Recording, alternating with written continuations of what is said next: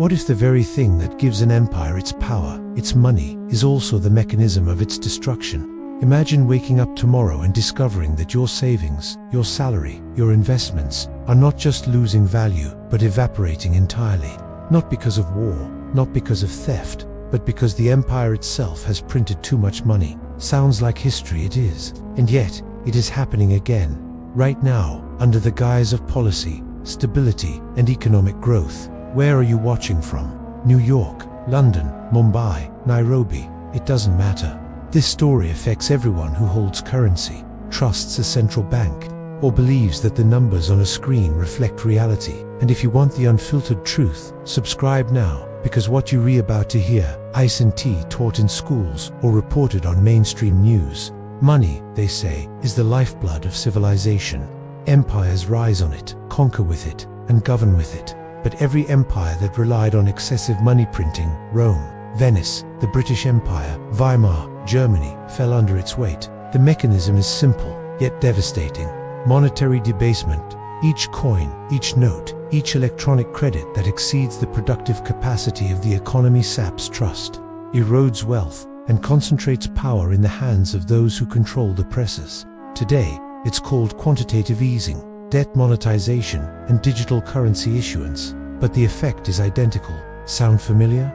Rome's silver denarius was cut in purity over centuries, until citizens were forced to pay higher taxes for less value. Sound familiar again?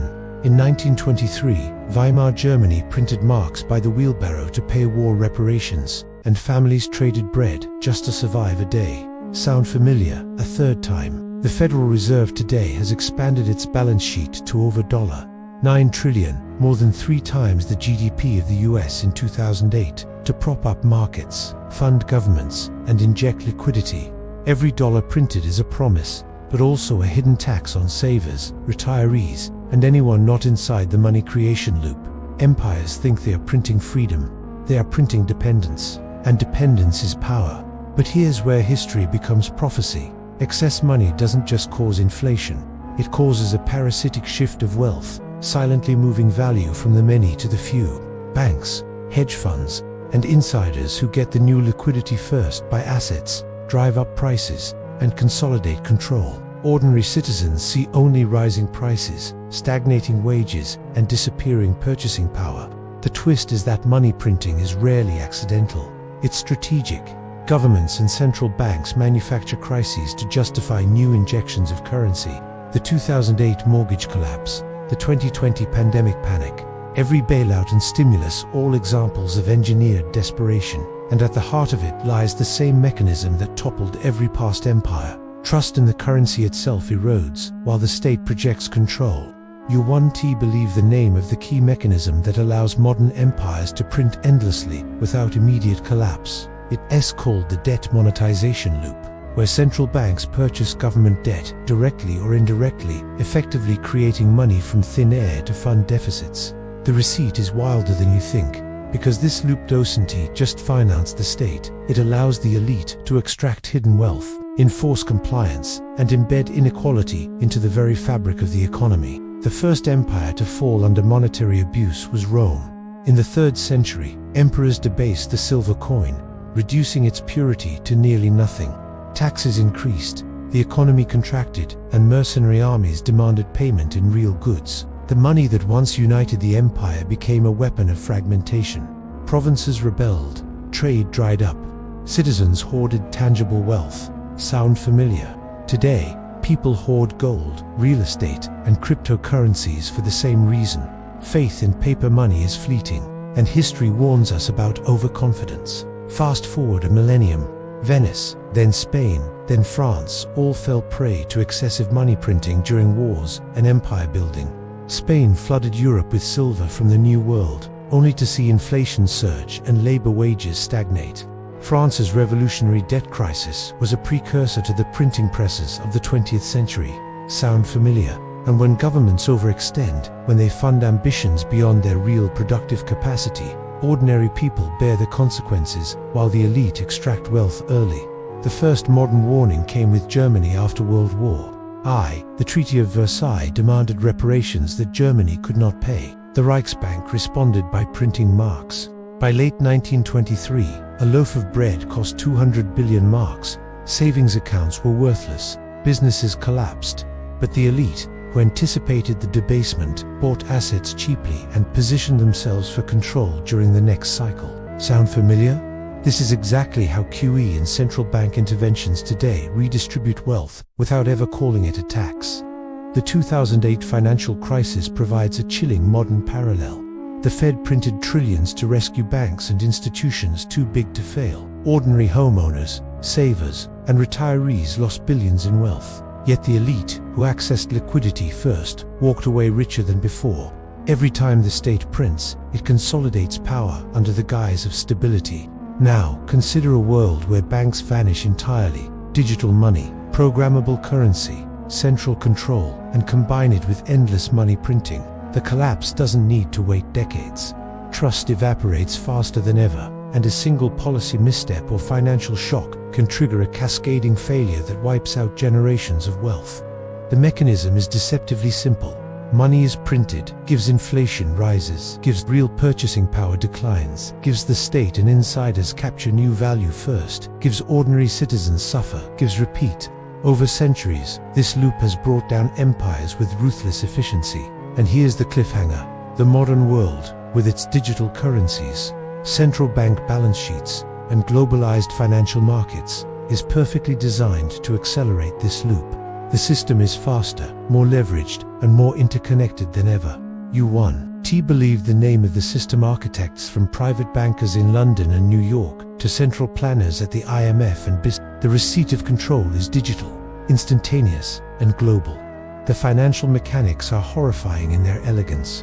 Quantitative easing, debt monetization, negative interest rates, they are tools that extend the illusion of stability while concentrating wealth. In 2020 alone, the Fed expanded its balance sheet by over $4 trillion in less than a year. Every injection of new money caused asset prices to soar. S&P 500, real estate, even cryptocurrencies, and ordinary Americans. Their salaries stagnated, their rents rose, their pensions felt invisible pressure. Sound familiar? The same pattern repeats every time empires overprint money. Rome, Spain, France, Germany, the United States. Take credit expansion. Banks lend money they do not physically hold, creating deposits digitally, multiplying the effect of printed currency. The 100-to-1 leverage of modern derivatives amplifies this effect. The total value of global derivatives is $1.20 quadrillion, an almost unfathomable sum. When coupled with money printing, it's a perfect storm. Artificial wealth inflates asset prices, masks systemic risk, and lures the public into complacency. Consider Weimar Germany. In 1923, 300 billion marks were printed in just a few months. Hyperinflation wiped out savings overnight. Contrast that with today's Fed balance sheet. $9 trillion. The US dollar is still global reserve currency, but every injection subtly erodes purchasing power. You don't notice it daily, but over time, the effect is cumulative. The moral hazard is baked in. Those who benefit first, banks, hedge funds, insiders, are insulated from risk. Everyone else absorbs it silently. Inflation is invisible theft, and the illusion of stability is maintained by repeated interventions. This is not mismanagement. It is a parasitic system engineered to preserve elite control while the public bears the cost. Let's break down the numbers further. 1971, Nixon ends the gold standard, freeing the dollar from tangible backing. 2008, $700 billion bailout of failing institutions. Trillions in QE to follow. 2020, Fed expands balance sheet by $4 trillion in under a year. $1.2 quadrillion. Estimated total global derivatives exposure. $315 trillion.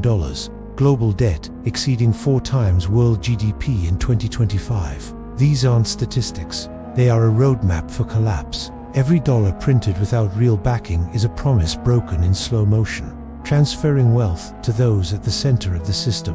Every QE round is a rehearsal for the next empire to fall. In this modern loop, money is no longer just a medium of exchange. It becomes a weapon of control. Programmable digital currency allows states to monitor, restrict, and influence behavior in ways ancient empires could only dream of. Every credit, every debit, every balance becomes a ledger of obedience. When banks vanish, and digital central banking fully arrives, the parasitic loop accelerates. Ordinary citizens hold money they can't control. Every transaction is traceable. Every policy change instantly affects purchasing power. The empire does not fall through invasion, but through the engineered erosion of trust, the very foundation of economic life. So what can we learn from history? Empires fail not because they are weak, but because they print. They print to fund wars, social programs, and ambition beyond production. They print to prop up elites and consolidate power. Every empire that underestimated the human cost of money printing eventually succumbed. The lesson is both simple and terrifying. The same forces are at work today. The central banks, the digital currency architects, the endless cycle of QE. They are repeating history at unprecedented speed. And ordinary citizens, those who believe their money is safe, that their savings are protected, are the ones who pay the ultimate price. Are we wiser now, or just walking the same path in better suits? The collapse is not a distant possibility. It is the inevitable conclusion of centuries of monetary debasement, accelerated by technology, leverage, and centralization.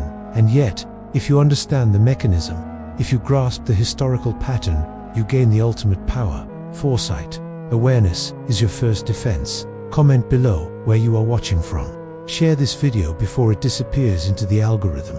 And subscribe to Dark Finance, because the truths of money, power, and empire are hidden, but not for long. When empires print beyond their means, the money becomes a weapon, the people become collateral, and history repeats itself again and again and again.